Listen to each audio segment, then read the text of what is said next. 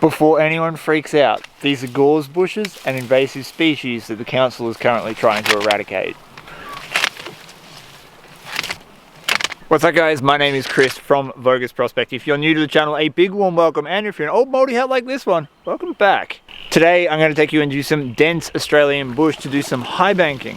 I found this spot 3 years ago, and for reasons I don't fully understand, I abandoned it because when I came back here just a week ago, we found some incredibly good gold test panning. You can check that cleanup video out here. So come with me and let's go high banking.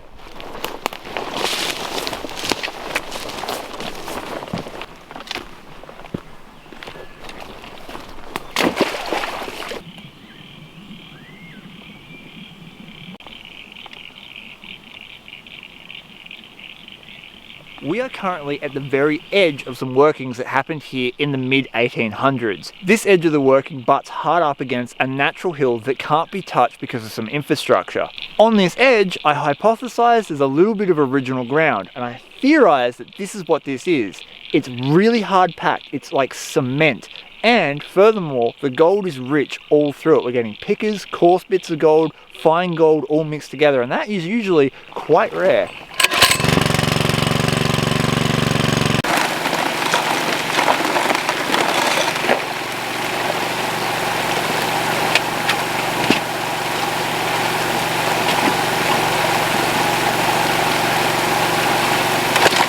This is the stuff we're dealing with.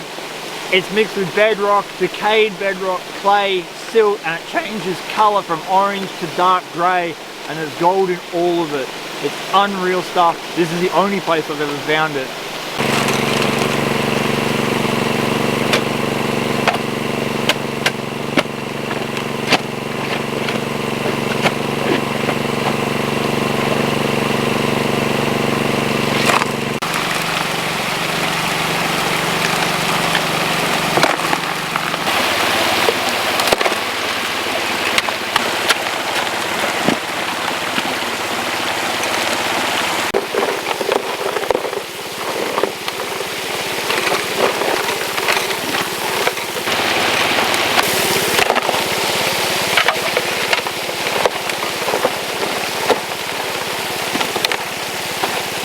I gotta go get my pick because this is like digging in cement and it's not quite cutting it. My gentle persuader, Bruce.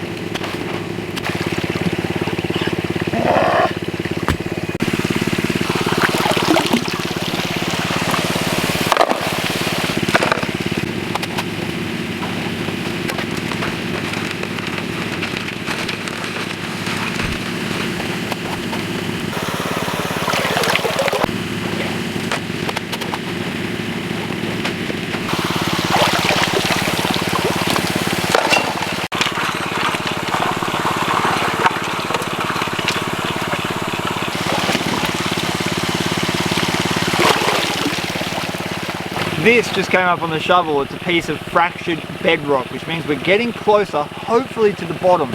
All the good gold we've found so far has been through all the gravel, so finding the bottom piece is going to be key. What's on the bottom of the bedrock might be magnificent. I'm hoping it's magnificent because the gold everywhere else around here seems to be awesome.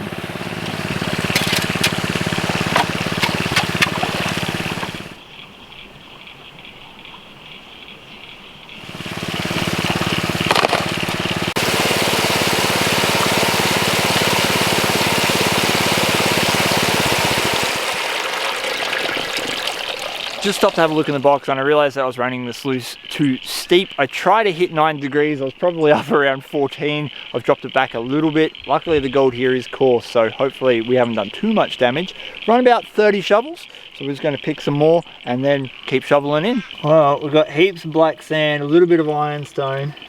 So the mat's definitely working better now. I can't see any gold, but that'll be the day when I see one of these riffles filled with gold. That's a lot of gold to fill one of these riffles.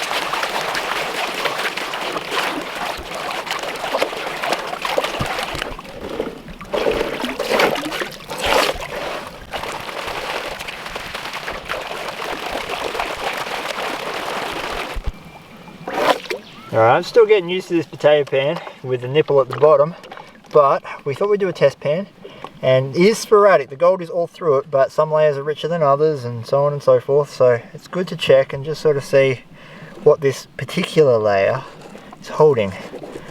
Not much there now. It should be, if there is gold in this pan, it should be in here. This is the part I haven't learned how to do properly yet. Oh yeah, there we go. Look at that. So we got 1, 2, 3, 4, 5, 6, 7 nice pieces and about 15 or 20 micro dots. So that's from 3 shovels. So in total we've probably got about 25 pieces of gold in this pan. That came from 3 shovels, and you always want to work out your per shovel rate when you're using a high banker. That way you can count your shovels, work out roughly how many bits of gold you're going to get. So we've got about 7 pieces of gold per shovel.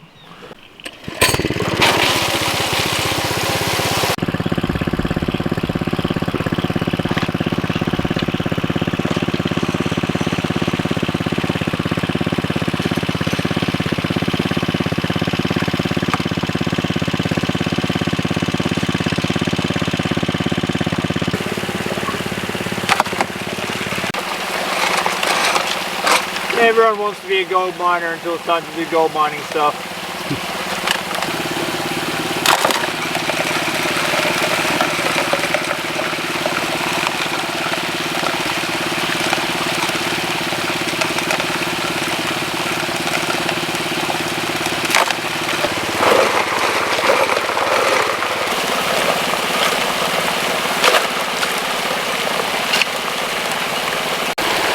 Well, we've been digging for a little while and we've dug ourselves a tadpole. The tadpole hole, as it's going to be known, or the tadpole cut, is showing us the structure of the creek bed. So down in this water here, you can see the rock is hard packed together. It's not quite conglomerate, but it's going well on its way to becoming that. And most importantly, that rock is imbricated. So imbricated rock is where the river has traveled over the rocks for some period of time and it pushes them all in the same direction. So the back end's down, the front end's up, and you can tell the direction of the creek. Imbricated rock is what you want to hunt for in any old riverbed or stream, because it means that there's been a lot of water and a lot of potential gold flowing over that area. If it's all higgledy-piggledy and a mess, it's probably just a flood zone. You're only going to find flood gold. What we haven't done is taken a pan from down the very, very bottom of the hole. So that's what I'm going to do right now and see what kind of speck count we're getting, if any at all.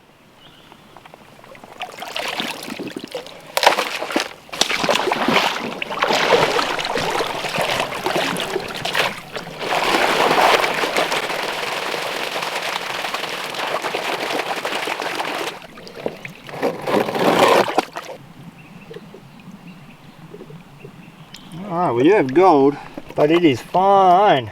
So we've got 1, 2, 3, 4, 5 pieces, but they are much smaller than what we're getting on the top. I still want to know what's on the bottom, so I'm going to keep digging down, but we're also going to make sure we take a little bit more surface travel.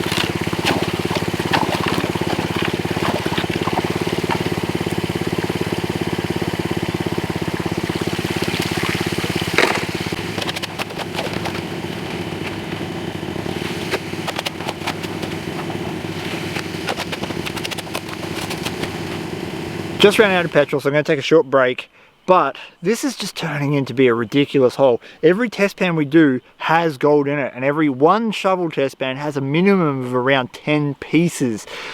If we're catching 90% of it, this could be a really good cleanup.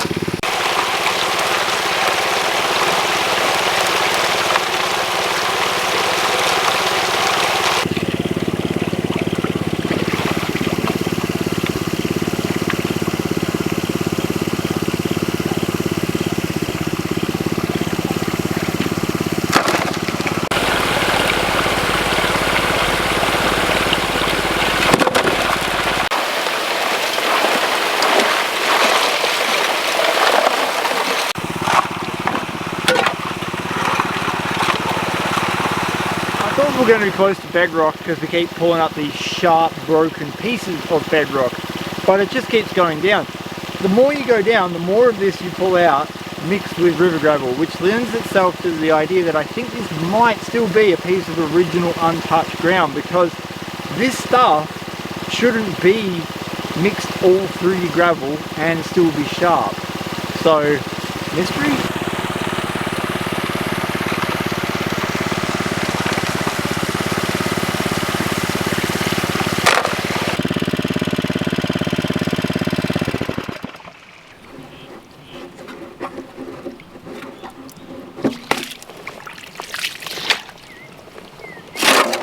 We're just going to wash out the top piece of miners moss to see what we have. Usually that gives you a little bit of motivation to either keep going, or it tells you if you should be walking away. Our test pans say it should be good, but you never know. The proof is always in this top piece.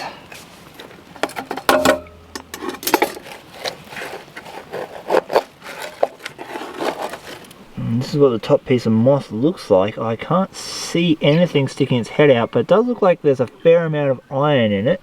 And sometimes you're lucky enough to see something just sitting up there in that grass.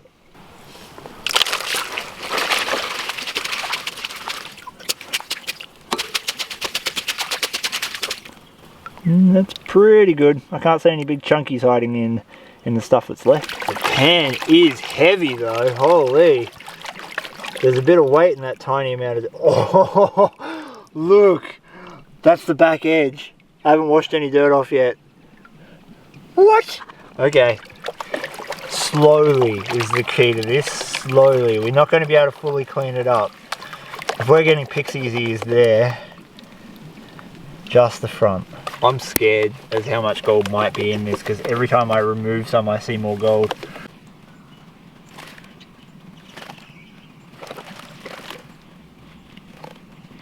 Alright, I'm not going to take it down any further than that. I'm just going to try and give a really rough wash back. Okay, here we go. This is really rough because there's so much dirt in here, and there's enough gold for me to not want a flake coming out. Look at that. Get back up there with your friends. Oh. We got specimens. We got one, I think two. That's a nice little picker. Check that bad boy out. He's reefy as too. That hasn't travelled far at all. That is a good cleanup. That's just from that top piece of moss. I'm stoked with that. Whilst that's pretty good gold, we're going to actually call it quits for today. The ground is incredibly hard to work, so we're going to go back, figure out how much gold we got, see what we got in the main mat, and then we can make a decision on how to work this section of creek better. Efficiency is king, and once you get the results for how much gold you get per meter, and you work out the best way to work each meter of ground, you start getting really, really good cleanup. So we're going to take you home, run this over the cleanup sluice, see what we'll get. We're just packing up for the day. And we didn't notice that these little poor birdies sitting right next to us. The poor guys. We've got to get out of here so their mum can come back to them. So it's been about a week and we're going to get these concentrates all cleaned up with the cleanup sluice. So the first job is to take these cons and classify them down into plus and minus kitchen strainer.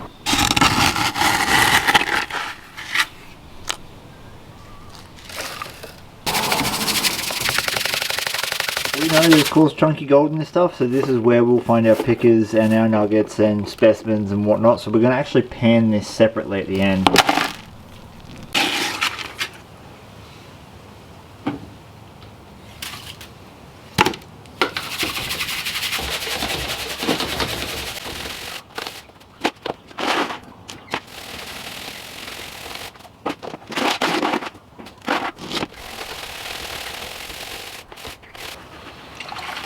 Now that we have our plus and minus kitchen strainer, I'm actually thinking that I'm going to pan down the plus size first.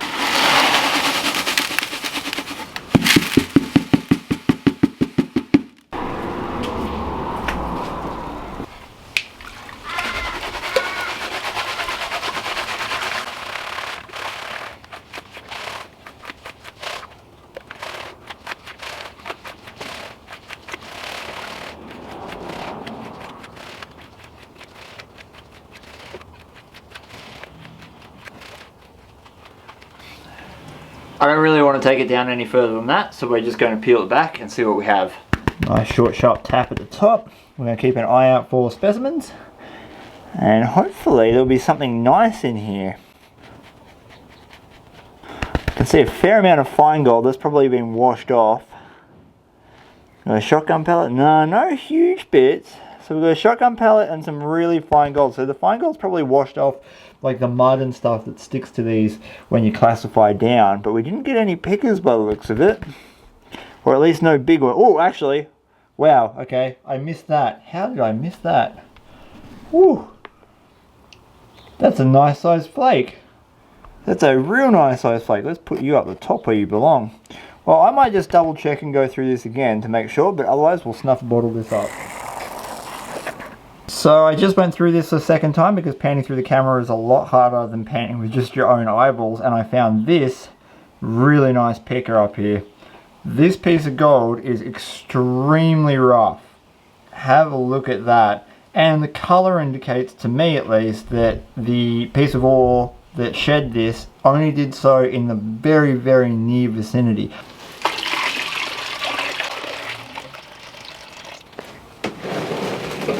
Today I'm going to run the sawtooth matting from Washington Beach Mining. My pump is an 1100 gallon an hour unit running an 18 amp hour marine battery. I implore everyone to jump onto their app store and check out this app. It's a spirit level app and you can use it to set your sluice. We're running our sluice at about 7 degrees.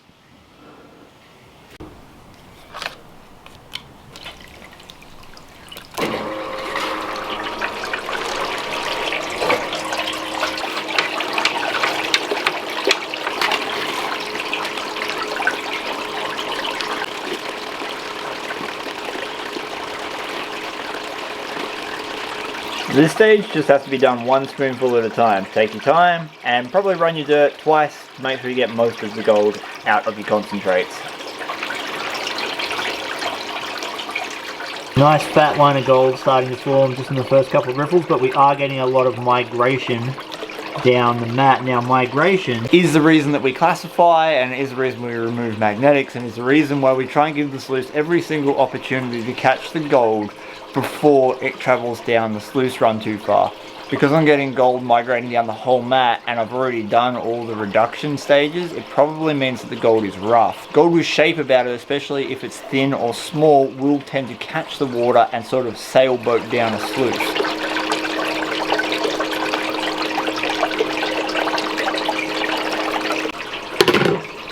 By the looks of it, we've got a lot of nice fine gold, some rougher pieces in there as well.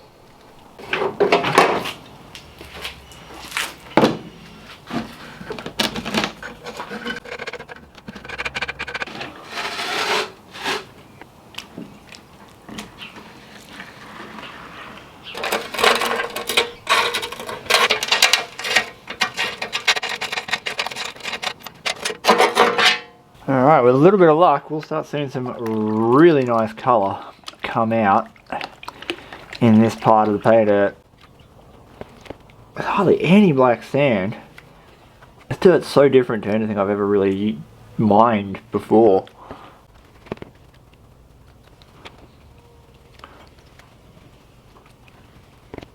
Alright, we're seeing some nice colour at the bottom.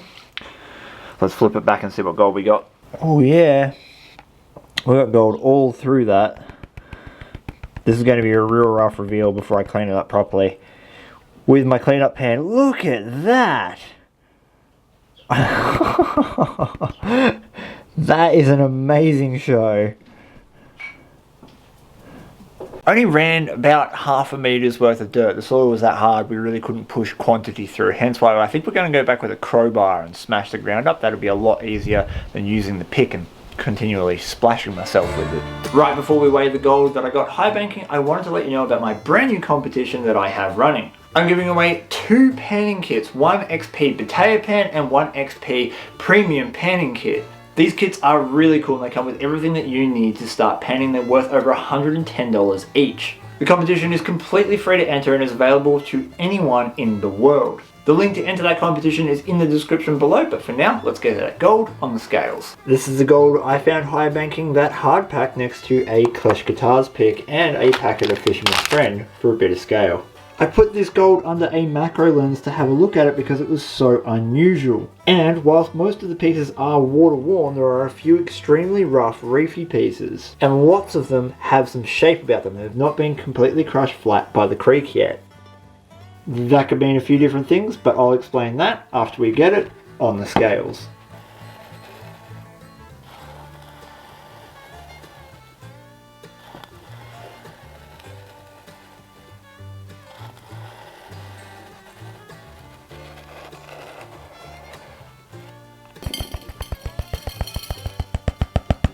I'm hoping for 3/4 of a gram. Honestly, I was hoping for more than that from this deposit, but if we get 3/4, I will be happy.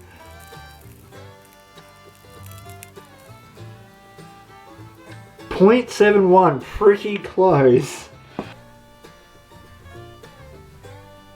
At today's gold price of $85.68 per gram, 0.71 grams is worth $60.83, meaning I made about 20 bucks an hour off that ground, just under the minimum Australian wage. Now, I was fully expecting this to be a much bigger result, simply because we did a cleanup run, and you can watch that video up here, of 100 litres of dirt using a river sluice, and I found 0.56 grams from the same spot, and that was just working the surface. But what I think is happening here is that the hard pack has an okay amount of gold through all of it, and because it's so hard, it's kind of working like a really soft bedrock where the creek is coming along, eroding the dirt, and as it erodes the dirt, it's depositing the gold on top of that hard pack and washing most of the dirt away. If you find erosion, usually the gold is left behind and the dirt is moved on, and you can get these really rich bands of gold that have been created by shifting or essentially river sluicing worthless dirt away. Well, this has brought us to the end of this adventure. As always, Grizzly Mail is still open if you want to send a letter, a package, a product, or a Rock for Grizzlies memorial into the channel. The link for that is in the description below. Please consider hitting the subscribe button if you're watching this on YouTube, or the like button if you're on Facebook. And until next time, please give your dog a huge, big, delicious scratch behind the ears for me. Call him a good boy. Peace!